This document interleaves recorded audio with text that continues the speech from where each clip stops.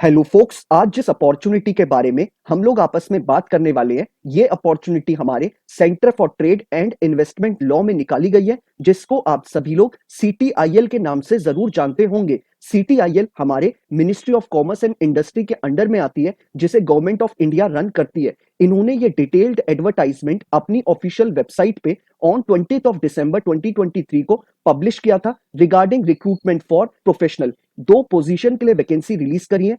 हम इन दोनों पोजीशन की वैकेंसी के रिगार्डिंग हर एक डिटेल इस वीडियो में समझेंगे कि क्या एलिजिबिलिटी क्राइटेरिया इन दोनों पोजीशंस के लिए रखा गया है। ये सारी डिटेल्स आपके साथ शेयर करने से पहले एक इंपॉर्टेंट इंफॉर्मेशन वीडियो की स्टार्टिंग में आप सभी कैंडिडेट्स को देना चाहता हूं। जो भी कैंडिडेट अभी लॉ स्टूडेंट है, लॉ ग्रेजुएट हो चुका है या फिर प्रैक्टिसिंग एडवोकेट है ऑल ओवर इंडिया के किसी भी कोर्ट में, अगर वो चाहता है हमारे इंडिया में हमारी लीगल फर्टिनिटी के रिगार्डिंग कोई भी वैकेंसी निकले, चाहे आपकी इंटर्नशिप की वैकेंसी हो, चाहे आपकी जुडिशरी की वैकेंसी हो, चाहे कोई कॉर्पोरेट वैकेंसी हो, या फिर सेंट्रल और स्टेट गवर्नमेंट के द्वारा निकाली गई कोई बैंक की वैकेंसी हो, या फिर पब्लिक सेक्टर अंडरटेकिंग यानी पीएसयू की वैकेंसी हो, या फिर हमारे प्रैक्टिसिंग एडवोकेट्स के लिए निकाली गई कोई इम्पैनलमेंट की वैकेंसी हो, it means all over India में हमारी लीगल फर्टिनिटी के रिगार्डिंग कोई भी वैकेंसी निकलेगी, उस वैकेंसी के रिगार्डिंग आप सभी कैंडिडेट्स को इस चैनल पे टाइमली अपडेट प्रोवाइड कराई जाएंगी, ताकि आप सभी लोग टाइमली इन रिक्रूटमेंट प्रोसेसेस का पार्ट बन पाए और जल्दी से जल्दी एक अच्छी अपॉर्चुनिटी को ग्रैब कर पाए।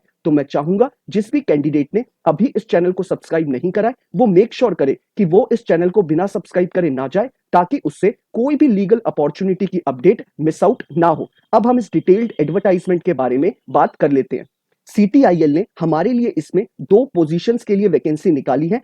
सबसे पहली पोजीशन में हमें जो डेजिग्नेशन ऑफर करी जा रही है वो हमें यंग प्रोफेशनल की करी जा रही है, और दूसरी पोजीशन के लिए जो हमें डेजिग्नेशन ऑफर करी जा रही है वो हमें एसोसिएट की करी जा रही है। दोनों का ही हम पार्ट बन सकते हैं। अब हम सबसे पहले अपनी पहली पोजीशन के रिगार्डिंग बात कर लेते हैं, जो कि हमारे निकाली गई है यंग प्रोफेशनल के लिए। यंग प्रोफेशनल में इन्होंने क्लियरली मेंशन करा है कि अगर आप बिलो 35 ईयर्स हैं, यानी आपका अगर एज अभी 35 ईयर्स कंप्लीट नहीं हुई है, तो आप इस रिक्रूटमेंट प्रोसेस का पार्ट बन सकते हैं। अब बात कर लेते हैं एजुकेशनल क्वालिफिकेशन के रिगार्डिंग। इन्होंने क्लियरली मेंशन करा है कि अगर आप एक एलएलएम ग्रेजुएट हैं, यानी आपने अपनी एलएलबी की डिग्री कंप्लीट कर ली है, उसके बाद आपने मास्टर्स यानी एलएलएम की डिग्री भी कर रखी है, तो आप इस पूरे रिक्रूटमेंट प्रोसेस का पार्ट बन सकते हैं। आपको मेक श्योर करना पड़ेगा कि आपने जो अपनी एलएलएम की डिग्री कंप्लीट करी है वो आपने विद 55% एंड अबव में कंप्लीट करी हो फ्रॉम अ रिकॉग्नाइज्ड यूनिवर्सिटी, तभी आप इस प्रोसेस का पार्ट बन सकते हैं।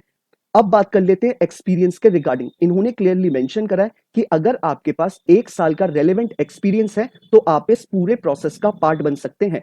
अब बात कर लेते हैं डिजायर्ड कैंडिडेट के रिगार्डिंग। इनके लिए यानी कि सीटीआईएल के लिए जो डिजायर्ड कैंडिडेट है उसके पास अगर 1 साल का एक्सपीरियंस हो, और वो 1 साल का एक्सपीरियंस उसका रिसर्च के वर्क में हो, या फिर इंटरनेशनल ट्रेड में उसने काम करा हो, या इकोनॉमिक डिप्लोमेसी में काम करा हो, या इंटरनेशनल लॉ के रिगार्डिंग काम करा हो, इन्वेस्टमेंट के रिगार्डिंग काम करा हो, पब्लिक पॉलिसी के रिगार्डिंग काम करा हो, तो इनके लिए सीटीआईएल के लिए आप एक डिजायर्ड कैंडिडेट होंगे।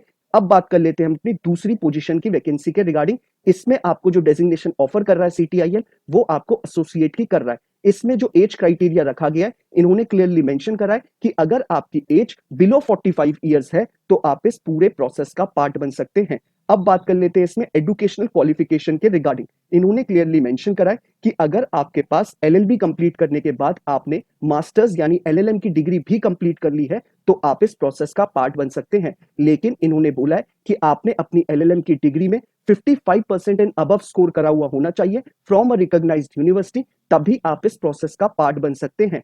अब बात कर लेते हैं एक्सपीरियंस के रिगार्डिंग। इन्होंने क्लियरली मेंशन करा है कि अगर आपके पास पोस्ट क्वालिफिकेशन एक्सपीरियंस 3 साल का कंप्लीट है तो आप इस प्रोसेस का पार्ट बन सकते हैं। उन 3 साल के एक्सपीरियंस में आपका 1 साल का एक्सपीरियंस आपकी रेलेवेंट फील्ड में होना चाहिए, तभी आप इस प्रोसेस का पार्ट बन सकते हैं। और इनके लिए जो डिजायर्ड कैंडिडेट है, उन्होंने क्लियरली मेंशन करा है कि अगर उसने अपना काम रिसर्च वर्क में, इंटरनेशनल ट्रेड में, इकोनॉमिक डिप्लोमेसी में, इंटरनेशनल लॉ में, इन्वेस्टमेंट में, पब्लिक पॉलिसी में, इन्हीं किसी रेलेवेंट फील्ड में अगर उसने अपनी 3 साल की प्रैक्टिस दी है, तो वो इनके लिए एक परफेक्ट और सुटेबल कैंडिडेट है। अब बात कर लेते हैं हम रेम्यूनरेशन के रिगार्डिंग। इन्होंने क्लियरली मेंशन करा है कि एज अ यंग प्रोफेशनल आपको 60,000 रुपीज मंथली प्रोवाइड करा जाएगा, और एज अ एसोसिएट आपको 80,000 से लेके 1,45,000 रुपीज मंथली प्रोवाइड करा जाएगा। आपकी ये जॉब जो होने वाली है वो आपकी कॉन्ट्रैक्चुअल बेसिस की जॉब है। आपका 1 साल का कॉन्ट्रैक्ट सीटीआईएल के साथ बनेगा। अगर आपकी परफॉर्मेंस आपके सुपीरियर्स को पसंद आती है तो आपके कॉन्ट्रैक्ट को आगे एक्सटेंड भी किया जा सकता है।